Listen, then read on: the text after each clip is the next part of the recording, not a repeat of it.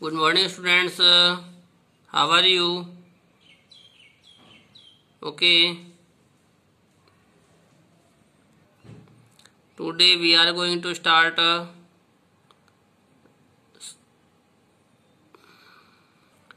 part of द्वंद्व समास. समास name समाहार द्वंद्व समास. Okay. Let me to start समाहार द्वंद्व समास. तो बच्चों, जैसा कि आपको पता है, पिछले वीडियो में हमने द्वंद्व समास का फर्स्ट पार्ट इतरेतर द्वंद्व समास कंप्लीट कर लिया था. तो मैं इसकी वीडियो आपको वापस दिखा देता हूँ एक बार. इसका जो वर्क है वह इस प्रकार से हमने किया था. इतरेतर द्वंद्व समास, उसके बाद जस्ट नेक्स्ट था इसका यहाँ से सूत्र नंबर फर्स्ट. ठीक है. सूत्र नंबर फर्स्ट के बाद में सूत्र नंबर टू के बाद सूत्र नंबर थर्ड, 3. ओके. और इस प्रकार से हमने यहाँ तक कर लिया था. इसके बाद ये फर्स्ट भाग में हो गया था. इसके बाद देखिए यहाँ आते हैं हम. ये जो सूत्र है यहाँ से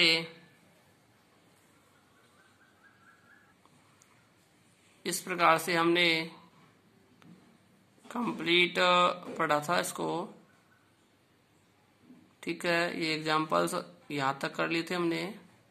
इसके बाद कल की वीडियो में हमने यहाँ तक कंप्लीट किया था सूत्र नंबर 8. फिर उसके बाद ये कुछ प्रश्नोत्तर थे, यानी एग्जाम्पल्स या एक्सरसाइज थी. 2 एक्सरसाइज में दी गई थी. तो यहाँ तक हमने भाग 2 में कंप्लीट कर लिया. इसके बाद अब चलते हैं समाहार द्वंद्व समास. देखिए ये है हमारा समाहार द्वंद्व समास, जो कि द्वंद्व समास का दूसरा भेद है. ठीक है. पहला इतरेतर द्वंद्व समास, दूसरा समाहार द्वंद्व समास. ठीक है. तो आइए अब इसे पढ़ते हैं हम. समाहार द्वंद्व समास किसे कहते हैं? तो देखिए, ऐसा द्वंद्व समास जहां कई शब्द अपना अर्थ बताते हुए समूह अर्थात समाहार अर्थ प्रकट करते हैं, उसे समाहार द्वंद्व समास कहते हैं. ठीक है. इसके बाद सेकंड में दिया गया समाहार द्वंद्व समास नपुंसकलिंग एक वचन में चलता है. ठीक है. नपुंसकलिंग होता है और एक वचन का प्रयोग होता है.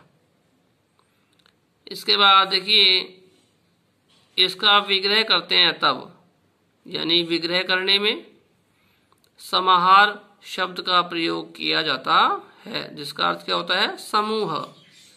ठीक है. इसके एग्जाम्पल्स जब आगे पढ़ेंगे तो हमें समझ में आ जाएगा. ठीक है. आप देखते हैं यहाँ सूत्र नंबर फर्स्ट. देखिए इसका सूत्र नंबर फर्स्ट है द्वंद्वश्च प्राणी तूर्य सेनांगानाम. ठीक है. सेनांगानाम मीन्स सेना के अंगों के नाम. ठीक है. तो देखिए, प्राणी के अंग, तूर्य अर्थात वाद्य यंत्र, बजाने वाले यंत्र के अंग तथा सेना के अंग, इनके योग में समाहार द्वंद्व समास होता है. ठीक है.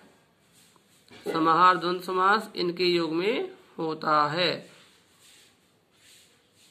देखते हैं. देखिए एग्जाम्पल देखिए इसके. पाणी पादम. यहाँ पाणी च पादौ च. या फिर इसका समास विग्रह होगा पाणिनयोश्च पादयोश्च समाहार। ठीक है, दोनों ही जो विग्रह है हमारे वो राइट होंगे। इनको आप एज इट इज लर्न कर सकते हैं।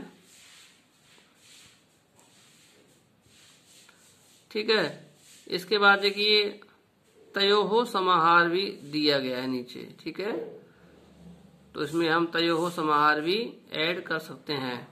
पाणियोश्च पादयोश्च तयोहो समाहार है। इस प्रकार से भी हम इसका समास विग्रह कर सकते हैं। इसके बाद कंठौष्ठम, कंठ और ओष्ठ। तो देखिए कंठश्च ओष्ठौ च तयोहो समाहार है। कंठ और ओष्ठों का समाहार। ठीक है, ये कंठ और ओष्ठ क्या है? प्राणी के अंग हैं। ठीक है, मानव शरीर है उसके अंग हैं, तो इनमें समाहार द्वंद्व समास होगा। ठीक है, पाणिपादम ये भी क्या है? पाणी मीन्स हाथ और पादव यानी पैर, ये भी क्या है? अंग हैं। ठीक है, दंतोष्ठम दंताश्च ओष्ठौश्च तयोहो समाहार है। ठीक है, दांत और ओठ या होठ कह सकते हैं इसे। तो यहाँ भी प्राणी के अंगों के नाम दिए गए हैं। अब यहाँ देखिए नेक्स्ट वाला है मार्दंगिक वैणविकम। ठीक है, वैणविकम। तो यहाँ मार्दंगिक जो शब्द है, मार्दंगिक, यह क्या है? बजाने का एक वाद्य यंत्र है। ठीक है, तो इसका जो समाहार होगा उसके योग में द्वंद्व समास होगा, समाहार द्वंद्व समास। इसके बाद देखिए रथिका अश्वारोहम। इसका यहाँ समास विग्रह करेंगे रथिकाश्च अश्वारोहाश्च तेषाम समाहार है। ठीक है, रथिका मीन्स रथ और अश्व आरोहम यानी अश्व पर चढ़ना, घोड़े पर चढ़ना। तो इनके समाहार के अर्थ में, इनके समूह के अर्थ में भी समाहार द्वंद्व समास होगा। ठीक है, इसका सूत्र नंबर 2 देखते हैं हम। यहाँ सूत्र नंबर 2 में दिया गया है लघ्वक्षर पूर्वम। लघ्वक्षर मतलब लघु प्लस अक्षर। ठीक है, तो लघु अक्षर पूर्वम हो गया अर्थ इसका। अब देखते हैं द्वंद्व समास में लघु अक्षर वाले शब्द का प्रयोग होता है, अर्थात लघु यानी छोटे अक्षर वाले शब्द का प्रयोग होता है। जिस प्रकार से यहाँ दिया हुआ है कुश काशम। क्या दिया हुआ है एग्जाम्पल? कुश काशम। तो देखिए कुश शब्द है, ये क्या है? लघु अक्षर है। कुश में लघु अक्षर है। ठीक है, वर्ण है। तो कुश का जो प्रयोग होगा वह पहले होगा और इस लघु अक्षर के कारण इसमें समाहार द्वंद्व समास होगा। ठीक है, और समास विग्रह होगा कुशाश्च काशाश्च तेषाम समाहार है, या फिर कुशानाम च काशानाम च समाहार है। ठीक है, इस प्रकार से हम इसका समास विग्रह करेंगे। तो ये जो सूत्र हैं उनके आधार पर हम इसको करेंगे। इसके बाद 3rd सूत्र देखते हैं हम इसका, जातिर प्राणिनाम। दूसरा क्या है? जातिर प्राणिनाम। इसका आप देखते हैं, देखिए यहाँ थोड़ा सा कटा हुआ है यहाँ पर, तो यहाँ पर लिखा हुआ है प्राणी। ठीक है, प्राणी भिन्न जाति वाचक शब्दों से द्वंद्व समास होता है। अब प्राणीवाचक शब्द कैसे? तो इसका एग्जाम्पल देखेंगे हम, उसके बाद इसका मालूम चल पाएगा। ठीक है, तो देखिए घाना सस्कुली, धाना सस्कुली, ये एक शब्द है। यह एक सामासिक पद है।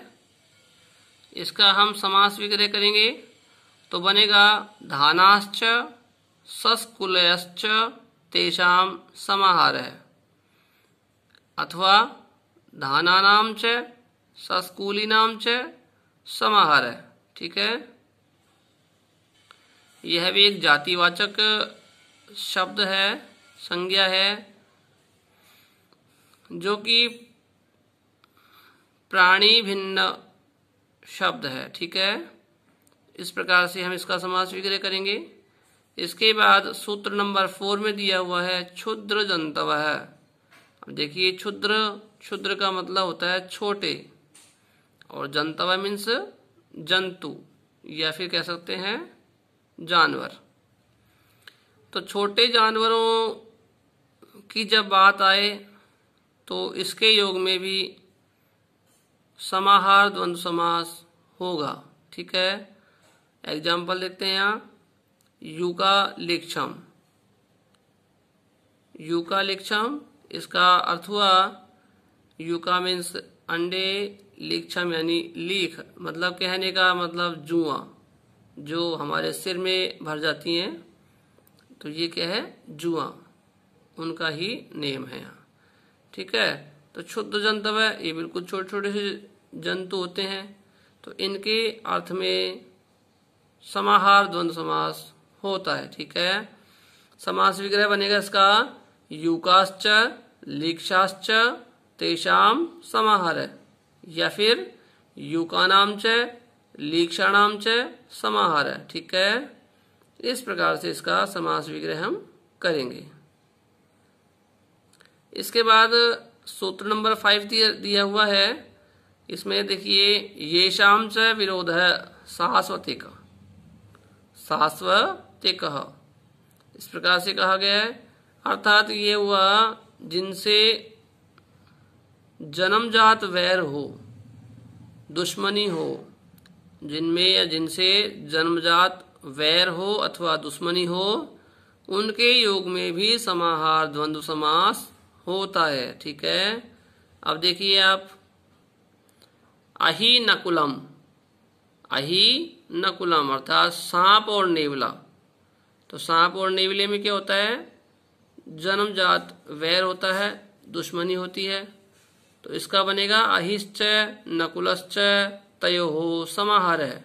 ठीक है, सर्प नकुलम, तो इसका भी अर्थ वही हुआ, सांप और नेवला। सर्पश्च नकुलश्च तयोः समाहारः, इस प्रकार से इसका समास विग्रह करेंगे। इसके बाद दिया हुआ है गौ व्याघ्रम। गौ व्याघ्रम में क्या है, गौश्च व्याघ्रश्च तयोः समाहारः, अर्थात गाय और जो व्याघ्र होता है, बघेरा होता है, उसका भी क्या जन्मजात वैर होता है, अतः यहाँ पर भी समाहार द्वंद्व समास होगा। ठीक है, इसके बाद दिया हुआ है काक उल्लूकम, यानी कौवा और उल्लू, तो इन दोनों में भी जन्मजात वैर होता है, तो यहाँ काकश्च उल्लूकश्च तयोः समाहारः। ठीक है, इसके बाद देखिए मूषक मार्जारः है, यानी चूहा और बिल्ली। चूहा और बिल्ली भी जन्मजात वैरी होते हैं, शत्रु होते हैं, तो यहाँ पर भी समास कौन सा होगा, समाहार द्वंद्व समास होगा। ठीक है, इसका सामासिक विग्रह हो जाएगा मूषकश्च मार्जारश्च तयोः समाहारः। ठीक है, इसके बाद नेक्स्ट है विप्रतिसिद्धम। विप्रतिसिद्धम अर्थात विपरीत शब्दों के योग में द्वंद्व समास होता है। ठीक है, विपरीत शब्दों के योग में, विपरीत यानी उल्टे। ठीक है, तो इसको देखते हैं हम। यहाँ देखिए शीतोष्णम, शीत और उष्ण अर्थात सर्दी और गर्मी, तो ये दोनों आपस में विपरीत हैं। सुख दुखम, यहाँ भी विपरीत हैं दोनों, सुख और दुख। चर अचरम, चर और अचर यानी जड़ और चेतन। ठीक है, यह भी दोनों विपरीत हैं। अह निशम अर्थात दिन और रात, ये भी विपरीत हैं। अह रात्रम, इसका मतलब भी दिन और रात हुआ। धर्म अधर्मम, इसका मतलब भी ये दोनों विपरीत शब्द हैं, अतः इन सभी में द्वंद्व समास होगा। ठीक है, समास विग्रह आपको दिए गए हैं, सामने देख सकते हैं। शीतम च उष्णम च तयोः समाहार, सुखम च दुखम च तयोः समाहार, चरम च अचरम च तयोः समाहार, अहश्च निशाश्च, निशाच्च नहीं निशाश्च, ठीक है, तयोः समाहार, अहश्च रात्रिश्च तयोः समाहार, धर्मश्च अधर्मश्च तयोः समाहार। इस प्रकार से इसका समास विग्रह हो जाएगा। अब नेक्स्ट वीडियो में हम सूत्र नंबर 7 पढ़ेंगे। ठीक है, थैंक यू।